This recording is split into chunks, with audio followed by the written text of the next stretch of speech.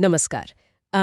आजकल नोबेल शांति पुरस्कार को लेकर काफी गहमा-गहमी है, खासकर सोशल मीडिया पर। जी। और चर्चा का जो सेंटर पॉइंट है वो कहीं ना कहीं डोनाल्ड ट्रंप बने हुए हैं। बिल्कुल। हाल में जब नोबेल शांति पुरस्कार का ऐलान हुआ ना, तो कई लोगों को उम्मीद थी कि शायद इस बार ये सम्मान डोनाल्ड ट्रंप को मिल जाए। हाँ, उम्मीदें तो थी। लेकिन मिला किसको? वेनेजुएला की विपक्षी नेता मारिया कोरिना मचादो को। और इसके बाद तो भाई सोशल मीडिया पर जैसे रिएक्शंस की बाढ़ आ गई, मीम्स वगैरह। अरे वो मीम्स तो कमाल के थे। तो आज की हमारी ये जो बातचीत है ये इसी सब पर है। हम देखेंगे कि हाल में क्या हुआ, सोशल मीडिया पर क्या चल रहा है, और जो जानकारी हमारे पास है उसको थोड़ा खंगालेंगे। सही है। हमारा मकसद यही है कि इस साल के नोबेल शांति पुरस्कार से जुड़े जो भी विवाद हैं उनको समझें। जो विजेता हैं मारिया कोरिना मचादो, उनका बैकग्राउंड क्या है, उनका संघर्ष क्या है, ये जाने। और इस पूरे मामले पर जो रिएक्शंस आए उनका मतलब क्या है। और ये भी कि ट्रंप क्यों चूक गए, है ना? हाँ बिल्कुल, क्यों वो इतने दावेदार माने जा रहे थे और फिर मिला मचादो को क्यों। ठीक है, तो शुरू करते हैं इस पूरी कहानी की पड़ताल। चलिए, तो सबसे पहले ट्रंप की बात करते हैं। देखिए, ये कोई छुपी हुई बात तो थी नहीं कि वो ये पुरस्कार चाहते थे। हाँ, काफी जाहिर था। बिल्कुल, उन्होंने काफी जोर शोर से अपनी दावेदारी भी पेश की थी। एक तरह का कैंपेन ही चल रहा था।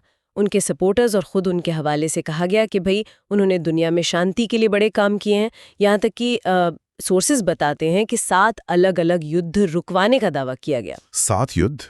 हाँ, ये दावे तो काफी जोरों पर थे, लेकिन यहीं पर नोबेल कमेटी के फैसले और इन दावों के बीच एक गैप दिखता है। सोर्सेज ये इशारा कर रहे हैं कि कमेटी शायद इन दावों को, जैसे ये 7 युद्ध वाली बात है, उस तरह की ठोस जमीनी शांति कोशिश के तौर पर नहीं देख रही थी, जैसा वो चाहते हैं। अच्छा। नोबेल कमेटी का एक इतिहास रहा है, जैसा कि सोर्सेज बताते हैं, कि वो सिर्फ हेडलाइंस या जोरदार दावों पर नहीं जाते। वो देखते हैं कि लॉन्ग टर्म असली असर क्या है।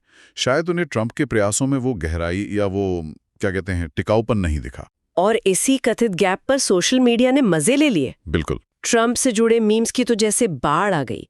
एक में तो उन्हें एक बच्चे की तरह टेडी बेयर के साथ रोते हुए दिखाया था, जैसे कह रहे हो मुझे मेरा नोबेल दो। हाँ, वो वाला देखा था। कुछ मीम्स में तंज था कि टैरिफ और ट्वीट से शांति लाने चले थे, मिला नहीं। लोगों ने खूब चटकारे लिए। एक मीम में ट्रंप गिरते हुए दिखाए गए थे, शायद उम्मीदें टूटने का सिंबल। सच में सोशल मीडिया की क्रिएटिविटी का कोई जवाब नहीं। सोर्सेज में कुछ और भी मजेदार मीम्स का जिक्र है। हाँ, बताइए। एक में तो इंडियन प्राइम मिनिस्टर, चीनी प्रेसिडेंट और रशियन प्रेसिडेंट को किसी वेब सीरीज के सीन की तरह दिखाया है और कैप्शन है, कीजिए टैरिफ खेलिए। अरे वाह। एक और मीम में सवाल है कि नोबेल शांति पुरस्कार कितने युद्ध रुकवाने पर मिलता है, जैसे कोई दुकान पर 10 रुपए का बिस्किट मांग रहा हो। हाँ, सही है। और हद तो तब हो गई जब एक मीम में ट्रंप को बंदूक की नोक पर शांति पुरस्कार मांगते हुए दिखा दिया। ये तो कमाली है। लेकिन ये मामला सिर्फ मीम्स और सोशल मीडिया का तो था नहीं, पर्दे के पीछे भी बहुत कुछ चल रहा था, जैसा सोर्सेज बता रहे हैं। बिल्कुल।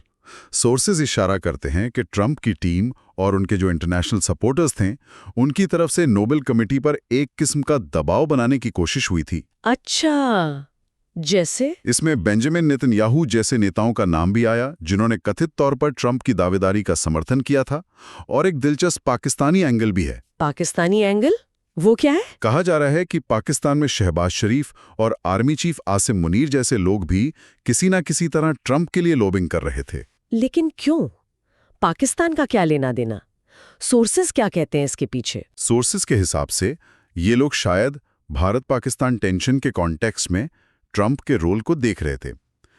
उनकी संभावित मध्यस्थता या उनके दावे कि उन्होंने इस इलाके में युद्ध टाला, जिसमें वो इंडियन जेट गिराने वाली घटना का भी जिक्र करते हैं। ओह। तो सोर्सेज का विश्लेषण ये है कि ये लोग शायद अपनी पोजीशन स्ट्रॉन्ग करने या कोई और फायदा लेने के लिए ट्रंप के दावों का साथ दे रहे थे। अच्छा, अलग अलग जगहों से अपने अपने कारणों से ट्रंप के लिए समर्थन जुटाया जा रहा था, लेकिन फिर भी कमेटी ने अपना फैसला लिया। हाँ, और यहीं पर सोर्सेज का नजरिया काफी साफ है। उनका मानना है कि इस तरह के दबावों और लॉबिंग के बावजूद मारिया कोरिना मचादो को चुनकर और ट्रंप को अवार्ड ना देकर नोबेल कमेटी ने अपनी क्रेडिबिलिटी और इंडिपेंडेंस को बनाए रखा। ये बात तो है। अगर कमेटी बाहरी दबाव या जियोपॉलिटिकल माहौल के हिसाब से फैसला लेती, तो शायद इस प्रतिष्ठित पुरस्कार की साख पर ही सवाल उठ जाते। ये एक बहुत महत्वपूर्ण बिंदु है।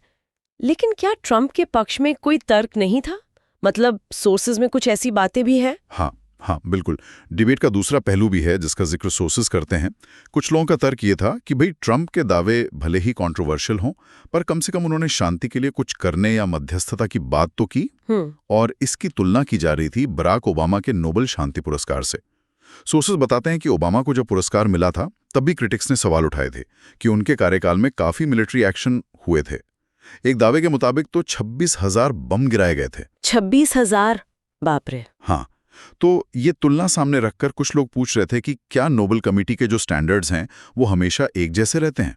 ये तो एक बड़ी बहस है कि शांति पुरस्कार के मापदंड क्या होने चाहिए। खैर, इस साल का पुरस्कार मिला है मारिया कोरिना मचादो को, तो अब थोड़ा उन पर फोकस करते हैं। वेनेजुएला की विपक्षी नेता, नोबेल कमेटी ने उन्हें क्यों चुना? की रक्षा के लिए उनके लंबे, अथक और साहसी संघर्ष के लिए ये सम्मान दिया गया है। उनका संघर्ष कितना लंबा और चुनौतीपूर्ण रहा है, सोर्सेज उनके बारे में क्या बताते हैं? देखिए, मचादो का संघर्ष कोई आजकल का नहीं है। सोर्सेज के मुताबिक वो पिछले 2 दशकों से, यानी लगभग 20 सालों से वेनेजुएला की जो चाविस्ता सरकार है उसके खिलाफ एक्टिव हैं। चाविस्ता सरकार मतलब ह्यूगो चावेज और फिर निकोलस मादुरो वाली? बिल्कुल। पहले ह्यूगो चावेज और अब निकोलस मदुरो के शासन के खिलाफ वो लोकतंत्र और नागरिक अधिकारों के लिए लगातार आवाज उठाती रही हैं। उनकी पर्सनल बैकग्राउंड के बारे में कुछ? मचादो का जन्म 1967 में हुआ। वो वेनेजुएला में ही रहती हैं, हालांकि उनकी अभी की सिचुएशन को लेकर सोर्सेज में थोड़ी अनिश्चितता है। ऐसा कहा गया है कि हाल के समय में, खासकर जब वेनेजुएला में चुनाव नजदीक थे और उनकी पॉपुलैरिटी बढ़ रही थी, तब वो एक तरह से पब्लिक सीन से गायब हो गई। शायद उन्हें हिरासत में ले लिया गया। ओह। उनका एक पुराना वीडियो भी काफी वायरल हुआ था जिसमें उन्होंने तब के प्रेसिडेंट ह्यूगो चावेज को एक पब्लिक मीटिंग में सीधे सीधे चैलेंज करते हुए उन्हें चोर तक कह दिया था। काफी हिम्मत दिखाई थी उन्होंने। अरे, सीधे प्रेसिडेंट को? ये तो वाकई बड़ी हिम्मत का काम है। हाँ, और ये उनके निडर रवैये को दिखाता है।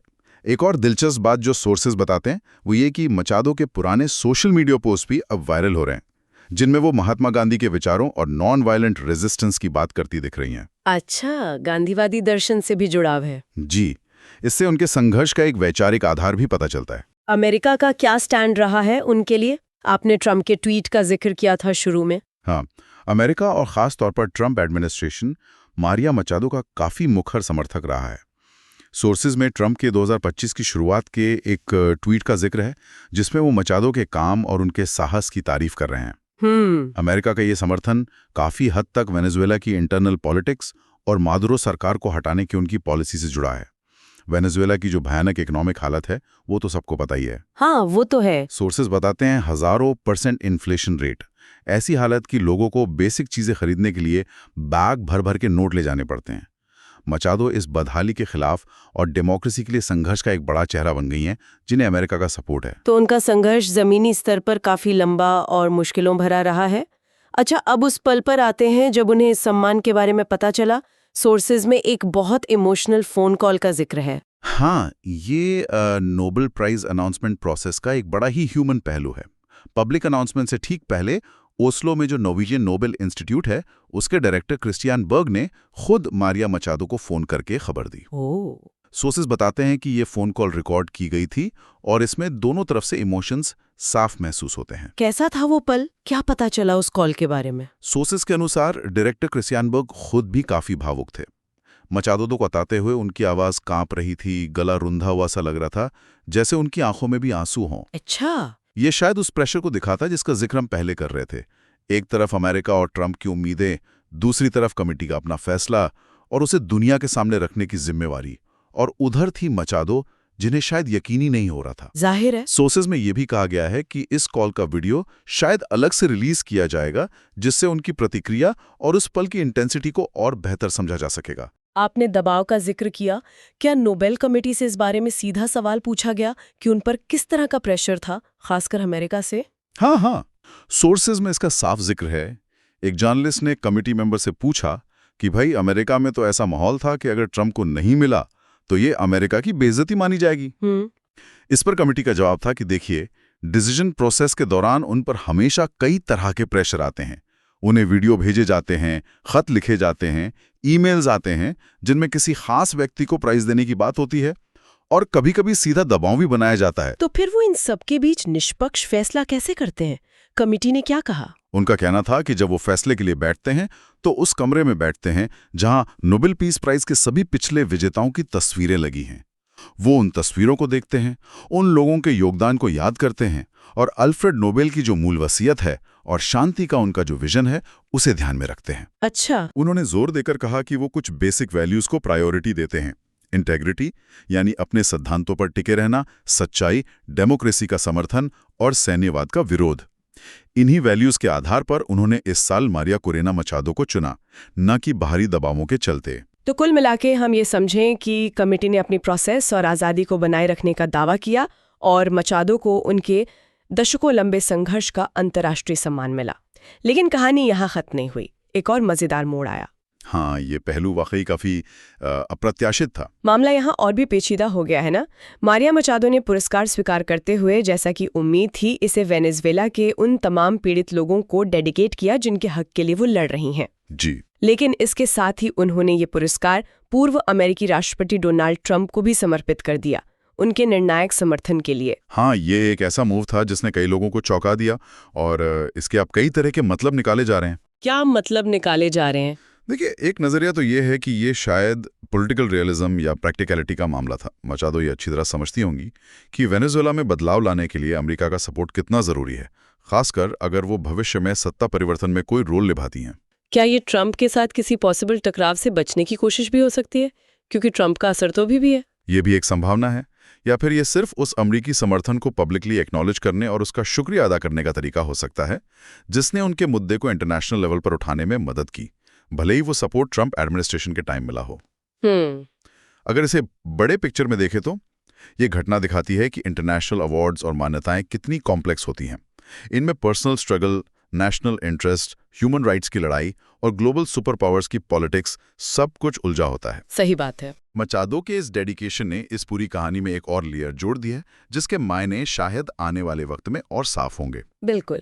तो संक्षेप में अगर देखें तो डोनाल्ड ट्रंप की नोबेल शांति पुरस्कार पाने की जो उम्मीदें थीं वो इस बार पूरी नहीं हुई। इस पर सोशल मीडिया पर खूब चर्चा हुई, मीम्स बने। हाँ। पुरस्कार मिला वेनेजुएला के विपक्षी नेता मारिया कोरिना मचादो को उनके लंबे डेमोक्रेटिक स्ट्रगल के लिए। नोबेल कमेटी ने कहा कि उन्होंने बाहरी दबावों के बावजूद अपने प्रोसेस और वैल्यूज के आधार पर फैसला लिया। जी। और आखिर में मचादो ने पुरस्कार लेते हुए इसे वेनेजुएला की जनता के साथ साथ डोनाल्ड ट्रंप को भी डेडिकेट करके एक नई बहस छेड़ दी। एकदम सही सारांश। इस पूरे घटनाक्रम ने नोबेल शांति पुरस्कार की प्रकृति और उसके रेलेवेंस पर कई गंभीर सवाल खड़े कर दिए हैं, इसमें कोई शक नहीं। और यही हमें इस बातचीत के आखिरी पड़ाव पर लाता है। हाँ, इस पूरी कहानी और विश्लेषण से एक बुनियादी सवाल उठता है जिस पर सोचा जा सकता है। क्या सवाल है वो?